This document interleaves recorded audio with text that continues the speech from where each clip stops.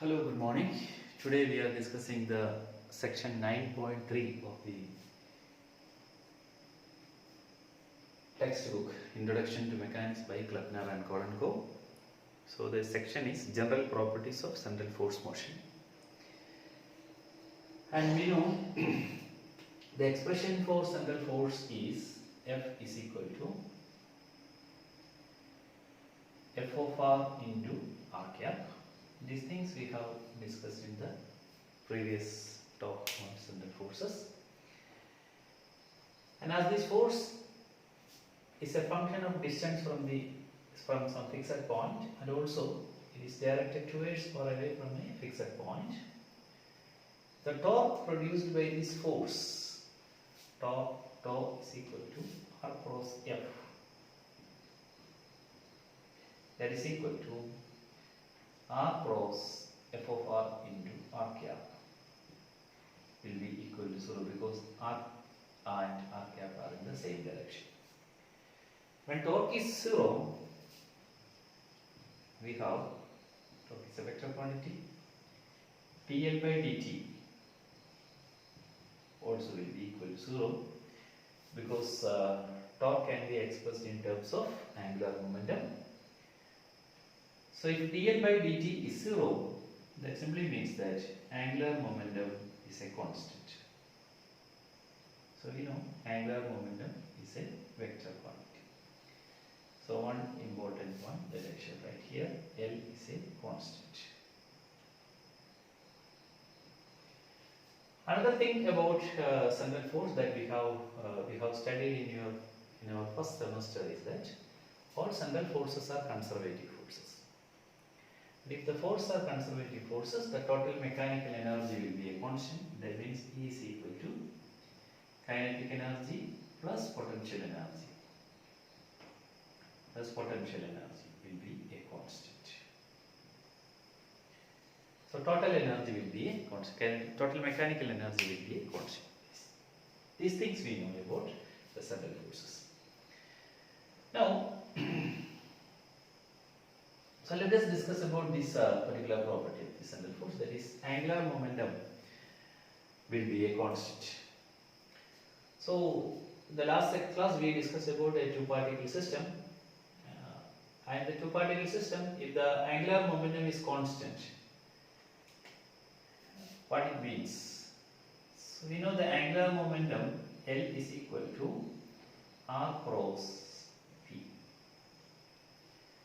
So this can be written as equal to vector R cross mu into V, where mu is the reduced mass of the system. So there we have reduced a two-body problem to a single body problem. So angular momentum L is equal to R. Now we know this quantity is a constant. We know angular momentum is a vector quantity. It is having a magnitude and a direction. So angular momentum constant means the direction of angular momentum will be always a constant. It will not change with time. Now here what is the direction of angular momentum? It is perpendicular to the plane containing R and V. So if R and V is whatever be the plane containing R and V, the angular momentum will be perpendicular to it, and the direction of angular momentum will be constant. That simply means that R and V will be always in a particular plane. That means the particle's motion will be always restricted in a given plane when the force on the system is a central force. The motion of the system is always confined to a single plane under the action of central force. So that is an important point here.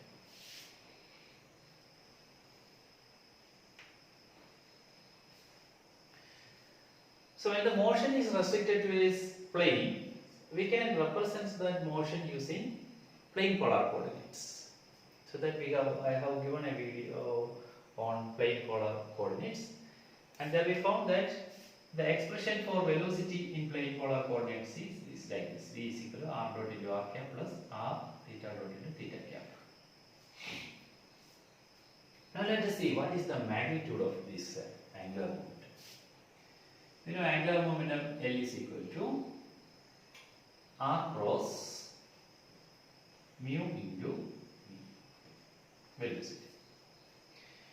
Now this velocity in plane polar coordinates is equal to r dot into r cap plus r theta dot into theta cap. We can split. We can write that velocity as like this. V is equal to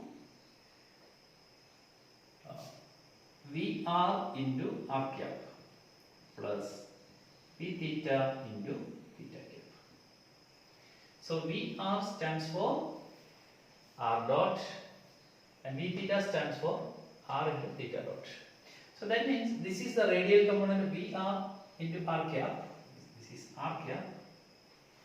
Vr into r cap represents the radial component of velocity, and v theta into theta cap, that represents the tangential component of velocity. So for example, if the particle is moving in a plane like this, angular momentum is say in this direction. Now, so particle is moving in this direction. This is r, and the velocity in this direction is Vr. Velocity perpendicular to this direction is v theta, like this. Now, the velocity is having in plane polar coordinates. Velocity is having a radial component and a tangential component. So when you take the cross product of this, you can write vector r. Mu can be taken outside, mu into r cross Vr into r cap plus vector r cross v theta into theta cap. Vector r and r cap are having the same direction. So on taking the cross product, this term reduces to 0. So what you will get? You will get angular momentum L is equal to mu into, only this term will exist, vector r into v theta into r cap cross theta cap. Here r cap and theta cap are mutually perpendicular directions, so this term cannot be equal to 0. Now, what about the magnitude of angular momentum? L is equal to, you take it as smaller, is equal to mu r into v theta. What is v theta? R theta dot.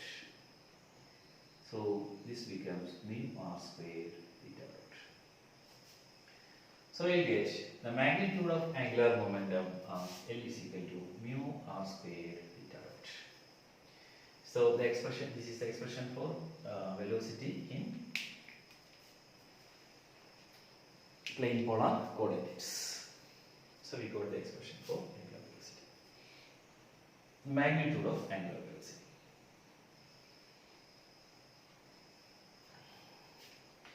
Now,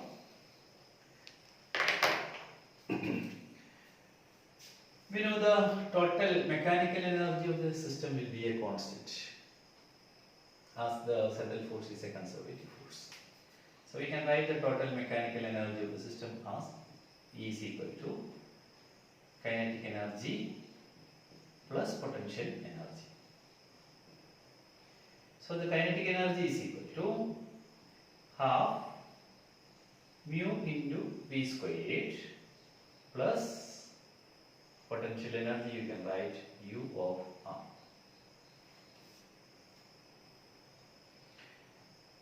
But in this case, what is v squared? V is r dot into r cap plus r theta dot into theta cap. So what is v squared?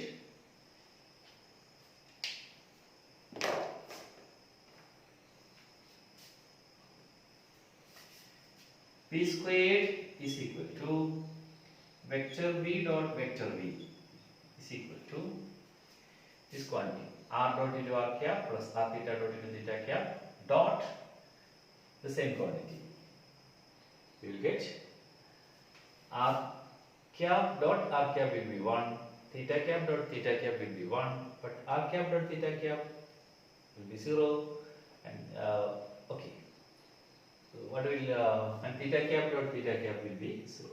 So what remains is r dot squared plus r squared theta dot squared.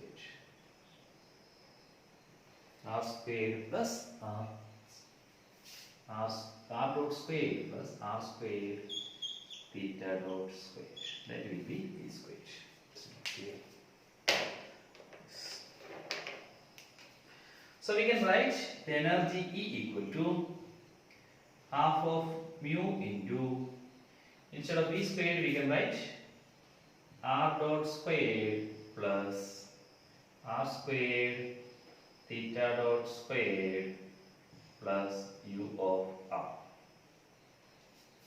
That is E equal to half mu r dot squared plus half r squared theta dot squared. So there is a mu also. Mu r squared theta dot squared plus u of r.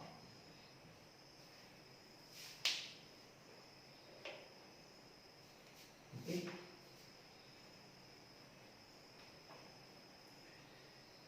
Now in this expression, here we have half mu r dot squared plus half mu r squared theta dot squared plus u of r. In this case, we know L is equal to magnitude of angular momentum. L is equal to mu r squared theta dot. L squared is equal to mu squared r raised to 4 theta dot squared. So we can express this theta dot squared in terms of L. That means E is equal to half mu r dot squared plus half of mu r squared. Theta dot is equal to L by mu r squared. Theta dot squared is L squared by mu squared r raised to 4 plus u of r. So this becomes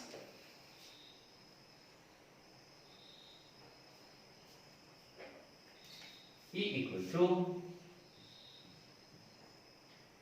half of mu r dot squared plus 1 mu and mu cancels here. Here 1 r squared cancels with r raised to 4. R squared here. What remains is half of L squared by mu r squared, or simply L squared by 2 mu r squared plus u of r.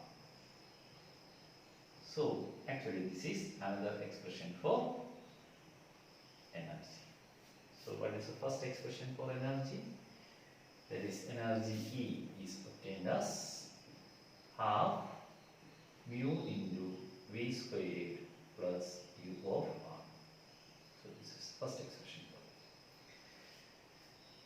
Now, so we here in this expression we have expressed the energy, the mechanical energy in terms of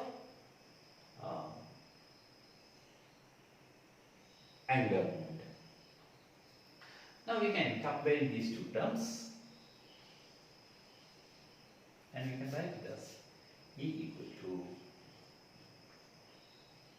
half of mu r dot squared plus u effective of r. These two terms together known as half of L squared by 2 mu r squared plus u of r is together known as the effective potential energy. So this is actually the potential energy term u of r, and this term L squared by 2 mu r squared is called the centrifugal potential energy term. So they are together known as the effective potential energy term. So we can write the total energy as E is equal to half of mu r dot squared plus u effective of r. So this expression is important. Equation 3. Now we can have some discussion on this U of R. You know that U of R is equal to potential energy is usually defined as U of R minus U of R 0. Okay. Is equal to integral minus integral R0 to R F of R into dr. So this is the definition of potential energy term. So here the potential energy term is defined as the difference between the potential energies at 2 points. Here R0 is taken as a reference point. The potential energy at the point R minus potential energy at the point R0 is equal to minus integral R0 to R F of R dr. Now usually we know in the case of gravitational potential, the potential at infinity, the point at infinity is taken as reference and the potential at that point is usually taken as 0. So at this reference point we can take the potential, usually it is taken as 0. So simply U of R is equal to minus integral R0 to R F of R dr. So that is potential energy. Anyway, we got the expression for energy as half of mu r dot square plus U effective of R. U effective of R is the effective potential energy. So I shall write it here. So first you have to use this equation further. E is equal to half mu into R dot squared plus U effective of R. Okay. Now in mechanics, what we are doing is we are trying to describe the motion of particles, or we are trying to describe the behavior of mechanical systems when they are acted upon by forces. Now, under the action of forces, we want to check how this mechanical system behaves. For that, we have to find how the R value changes with time, how the theta value changes with time, how R value changes with theta. All these things we have to get. So we can obtain that values, that details from this particular equation. The equation is the energy equation that we have derived. E is equal to half of mu R dot squared plus U effective of R. That is effective potential. Now, so let us take and let us find what is R dot squared. R dot squared is equal to, you can take this U effective of R to the left hand side. That is E minus U effective of R. Okay, take this 2 to the other side, 2 by mu. Okay, this is that 2 by mu, E minus. So that is what is R dot. R dot is equal to root of 2 by mu into E minus U effective of R. Okay. Now what is this R dot? Simply dr by dt is equal to root of 2 by mu into E minus U effective of R.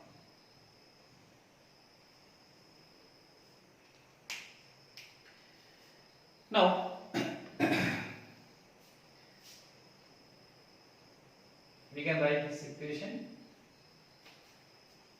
Again we can write this equation as, we can see that E minus U effective of R. So this is expressed as a function of R, and this is also a function of R. So we can take this term, the entire term to the left hand side and dt to the other side. So we can write dr divided by root of 2 by mu into e minus u effective of r. This is u effective of r is equal to dt. So here the left hand side is a function of r alone and right hand side is a function of time alone. Now integrating this equation, we get integral dr divided by 2 by mu into e minus u effective of r. Of course this is in the root. This is equal to integral dt. So here you will get the solution of this equation. You will get r as a function of t. So this equation shows how r changes with the variation of r with time can be obtained from this particular equation. The same way, so we have the equation L is equal to mu r squared theta dot. So let us come back to that equation. L is equal to mu r squared theta dot. So from this equation we got r as a function of time.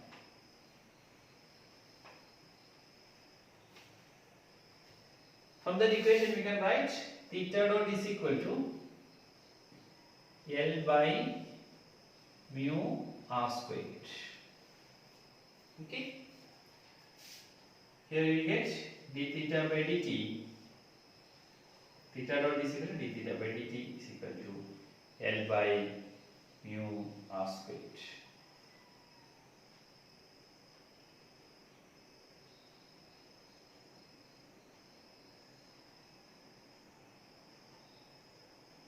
L by mu r squared. Now here we know that r is a function of theta. We got r may change with time, so we can write d theta is equal to L by mu r squared. We can write it like this into dt. Integrate this expression. You will get theta as a function of t. Theta as a function of t. Now, so we have the equation L is equal to d theta by dt is equal to L by mu r squared.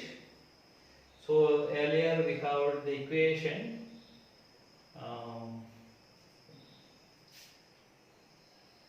that is what was the equation? Dr by dt is equal to dr by r dot is equal to root of 2 by mu into e minus u effective of r. Okay, so this is the equation. Dr by dt is equal to root of 2 by mu into e minus u effective of r. Now we can divide this equation, say this equation A by equation B. Divide equation A with equation B. So what do you get?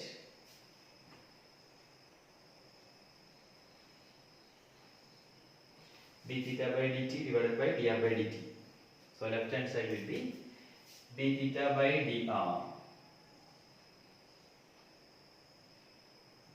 is equal to right hand side L by mu r squared divided by root of 2 by mu into e minus u effective of r. So that means L divided by mu r squared root of 2 by mu into e minus u effective of r. Okay. Now the right hand side is a function of r alone, left hand side is a function of theta alone. So you can write it like this: left hand side is a function of theta alone, and right hand side is a function of r alone. So variable separable form that you have studied. That L dr divided by. So you can take this to the inside the root, or you can write it in the same way.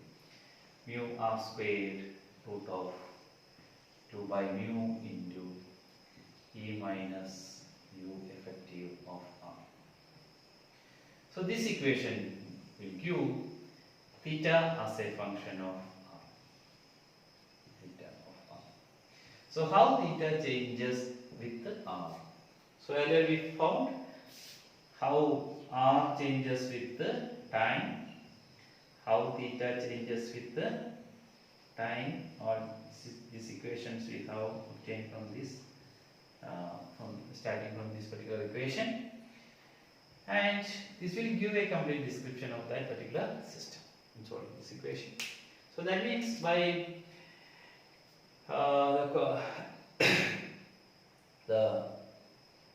as the angular momentum is constant under central force motion and the mechanical energy is constant under central force motion, we can